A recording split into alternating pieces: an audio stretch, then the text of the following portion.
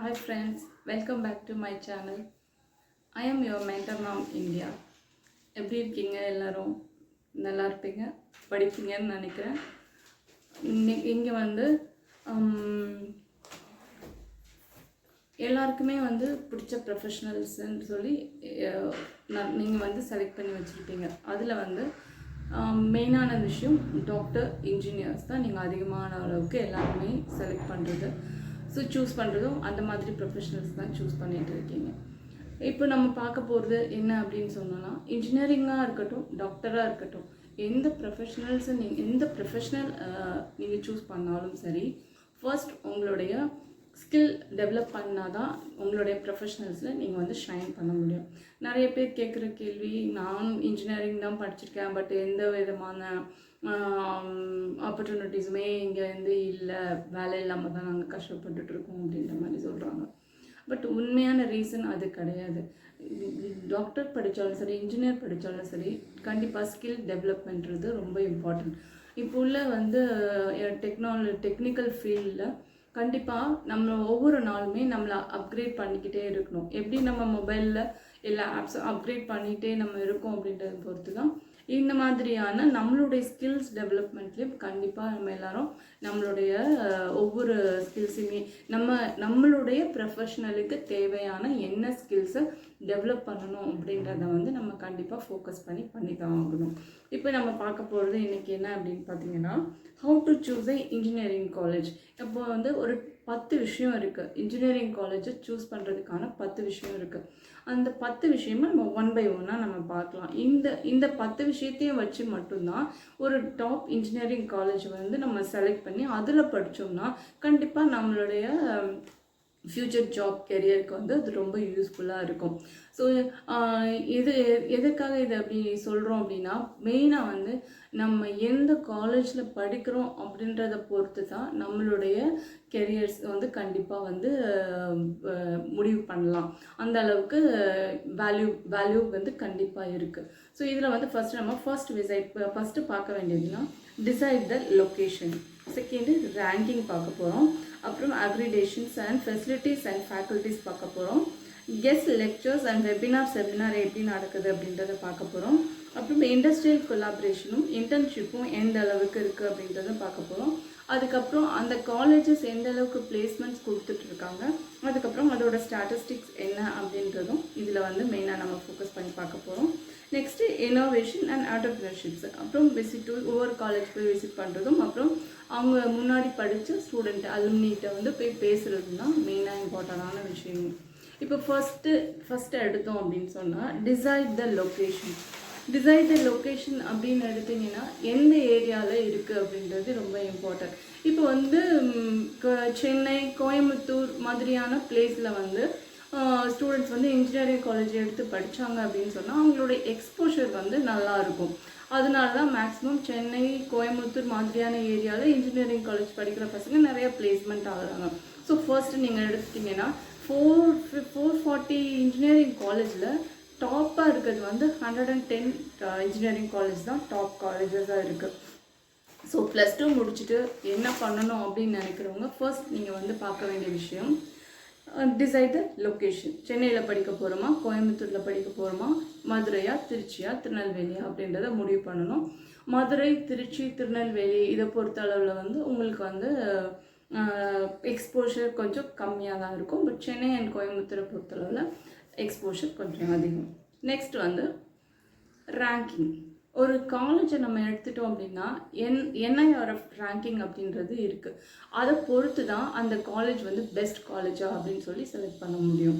So அதனால் எந்த college வந்து NIRF ரேங்கிங்கில் வந்து பெஸ்ட்டாக இருக்குது அப்படின்றத பார்த்துட்டு அதை வந்து நம்ம முடிவு பண்ணோம். அது எப்படின்னா 38 டிஸ்ட்ரிக்ஸ் இருக்குது. 38 டிஸ்ட்ரிக்ஸ்லேயும் 5 ஜோன்ஸாக பிரித்து ஒவ்வொரு இதுலேயுமே வந்து டாப் காலேஜ் லிஸ்ட்டில் வந்து NIRF ரேங்கிங்ஸ் கொடுப்பாங்க. ஸோ அதில் வந்து சென்னை கோயம்புத்தூரை பொறுத்தளவில் இன்ஃப்ராஸ்ட்ரக்சர்ஸும் சரி, டெக்னிக்கல் லெவலில் எல்லாமே வந்து ரொம்ப பெஸ்ட்டாக இருக்கும். ஸோ NIRF.org.engineering college அந்த வெப்சைட்குள்ளே போனோம்னா இந்த டாப் காலேஜஸோட லிஸ்ட்டெல்லாம் இருக்கும். அதுக்கேற்ற மாதிரி நம்ம அந்த காலேஜஸ் போய் பார்த்து சூஸ் பண்ணிக்கலாம். ஸோ நெக்ஸ்ட் வந்து அதில் வந்து கோர்சஸ் வந்து டிஃப்ரெண்ட்டான கோர்சஸ்லாம் என்னென்ன கோர்சஸ் இருக்குது அப்படின்றத வந்து கிளியராக முடிவு பண்ணிக்கலாம். Next accreditations. ஸோ இந்த அக்ரிடேஷன்ஸில் பொறுத்த அளவில் வந்து என்பிஏலையா இல்லை நாக்ல, அதாவது ஒரு காலேஜ் வந்து A+ அப்படின்ற மாதிரியான ரேங்கிங்கில் இருக்கணும். அந்த மாதிரி ரேங்கிங்கில் இருக்க காலேஜஸ் மட்டும் நம்ம செலக்ட் பண்ணோம் அப்படின்னு சொன்னால் கண்டிப்பாக நம்மளோட பிளேஸ்மெண்ட்டும் சரி எல்லாமே வந்து பர்ஃபெக்டாக இருக்கும் அப்படின்றத இதில் வந்து முடிவு பண்ணிக்கலாம். ஸோ அதை பொறுத்தளவில் சென்னையை பொறுத்தளவு சென்னை, கோயம்புத்தூர், திருநெல்வேலி, மதுரை இது எல்லாத்துலேயுமே வந்து அவங்களுடைய ரேங்கிங்ஸ் எல்லாமே டிஃப்ரெண்ட்டாக இருக்கும். நெக்ஸ்ட் பார்த்தீங்க அப்படின்னு சொன்னால் சீட்ஸ் அலோகேஷன்.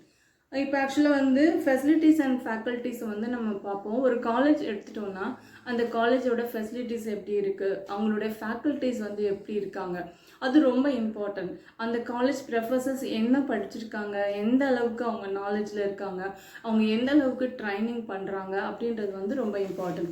ஸோ ட்ரைனிங்கை பொறுத்தளவில் நீங்கள் பார்த்தீங்க அப்படின்னா இந்த வெப்சைட்ஸ் எல்லாமே நீங்கள் ஓப்பன் பண்ணி பார்த்தீங்கன்னா ப்ரொஃபஸர்ஸோடைய அவங்களுடைய டிகிரிஸு, அவங்களுடைய குவாலிஃபிகேஷன்ஸ், அவங்க எந்த அளவுக்கு வந்து ட்ரைன் பண்ணியிருக்காங்க அப்படின்றது எல்லாத்தையுமே ஃபஸ்ட்டு இதில் வந்து ஃபுல்லாக நம்ம பார்த்துக்கலாம். இப்போ ஃபெசிலிட்டிஸ்னு எடுத்துட்டிங்க அப்படின்னு சொன்னால் இந்த காலேஜில் ஹாஸ்டல்ஸ் இப்படி இருக்குது, அதில் சில குறைகளாக இருக்கும். பட் எல்லா இடத்துலையுமே வந்து ஃபுல்ஃபில்னு சொல்ல முடியாது. ஒரு சில இடங்கள்லையும் சில வந்து அப் அண்ட் டவுன்ஸ்லாம் இருக்குதா செய்யும். அது பெருசு கிடையாது.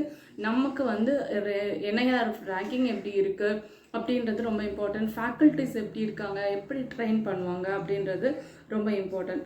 அது மட்டும் இல்லாமல் இப்போ கெஸ்ட் லெக்சர்ஸ், ஒரு காலேஜில் எந்த அளவுக்கு கெஸ்ட் லெக்சர்ஸ் அதிகமான அளவுக்கு எடுத்துகிட்டு வந்து பேச வைக்கிறாங்க அப்படின்னு ரொம்ப முக்கியம்.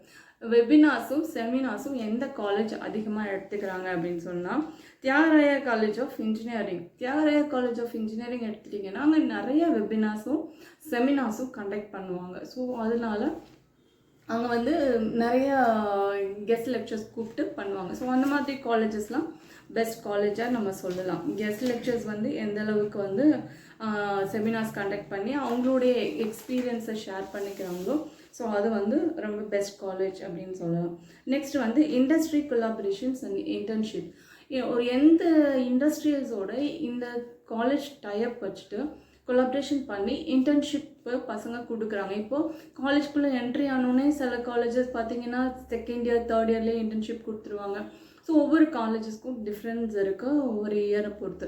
ஸோ எந்த காலேஜ் வந்து பெஸ்ட்டாக இண்டஸ்ட்ரியலோட டைப் பண்ணி இன்டர்ன்ஷிப் கொடுக்குறாங்களோ அந்த காலேஜ் பெஸ்ட்டாக நமக்கு வந்து பிளேஸ்மெண்ட்ஸ் கொடுக்கறதுக்கான வாய்ப்புகள் இருக்குது. நெக்ஸ்ட் வந்து பிளேஸ்மெண்ட் அண்ட் ஸ்டாட்டிஸ்டிக்ஸ் ரொம்ப இம்பார்ட்டண்ட்டாக பார்க்க வேண்டியது இருக்குது. அந்த காலேஜில் எவ்வளோ பிளேஸ்மெண்ட்ஸ் கொடுத்துருக்காங்க, எந்த அளவுக்கு ஸ்டாட்டிஸ்டிக்ஸ் இருக்குது அப்படின்றத நம்ம பார்க்கணும். எந்த அளவுக்கு அதிகமான பிளேஸ்மெண்ட் அந்த காலேஜ்லேருந்து பசங்க போயிருக்காங்களோ அந்த காலேஜஸ் வந்து கண்டிப்பாக best college, best engineering college அப்படின்றத சொல்லலாம். Next innovations and entrepreneurship. ஒவ்வொரு காலேஜுமே வந்து புது புது விஷயங்களை வந்து கற்றுக் கொடுக்கணும் பசங்களுக்கு. அப்போ புது புது விஷயங்களை டெக்னாலஜி கொண்டு வந்து கற்றுக் கொடுக்கும்போது கண்டிப்பாக அங்கே ஆண்டர்ப்ரனர்ஷிப்ஸ் அதிகமாக உருவாகிறதுக்கான ஒரு பெஸ்ட்டு காலேஜாக வந்து அது உருவாகும். ஸோ எந்த காலேஜ் இதை வந்து பெஸ்ட்டாக கொண்டு வராங்களோ அந்த காலேஜை நம்ம சூஸ் பண்ணலாம், பெஸ்ட் இன்ஜினியரிங் காலேஜ் அப்படின்னு சொல்லிட்டு. நெக்ஸ்ட் வந்து நைன்த்து வந்து நீங்கள் பெஸ்ட்டாக நீங்கள் போய் பார்க்க வேண்டியது காலேஜை போய் ஃபஸ்ட்டு விசிட் பண்ணணும். உள்ளே போயிட்டு ஸ்டூடெண்ட்ஸ் எப்படி இருக்காங்க, அங்கே உள்ள ப்ரொஃபஸர்ஸ் எப்படி இருக்காங்க, இது எல்லாமே போய் விசிட் பண்ணி கிளியராக பார்த்துட்டு அதுக்கப்புறமா நம்ம டிசைட் பண்ணலாம். லாஸ்ட்டாக சொல்ல போகிறது அப்படின்னா டாக் டு த அலுமினி. அதுக்கு முன்னாடி படித்த ஸ்டூடெண்ட்ஸ் இருக்காங்க இல்லையா, அவங்கக்கிட்ட நீங்கள் தாராளமாக பேசலாம். இந்த காலேஜ் பற்றி பேசுகிறான், அவங்களோட எக்ஸ்பீரியன்ஸ் பற்றி பேசலாம், எந்த அளவுக்கு வந்து இண்டஸ்ட்ரியலோட கொலாபரேஷன் பண்ணி இன்டர்ன்ஷிப் கொடுக்குறாங்க, பிளேஸ்மெண்ட்ஸ் எப்படி இருக்குது, சீட்ஸ் எல்லாம் எந்த அளவுக்கு அலாகட் பண்ணியிருக்காங்க, ஒவ்வொரு வருஷமும் சீட்ஸ் வந்து எந்தெந்த கோர்சஸ்க்கு வந்து இன்க்ரீஸ் ஆகிருக்கு, எந்தெந்த கோர்சஸ்க்கு வந்து டிக்ரீஸ் ஆகிருக்கு அப்படின்றது எல்லாத்தையுமே வந்து அவங்கக்கிட்ட டிஸ்கஸ் பண்ணிவிட்டு இதை பண்ணலாம்.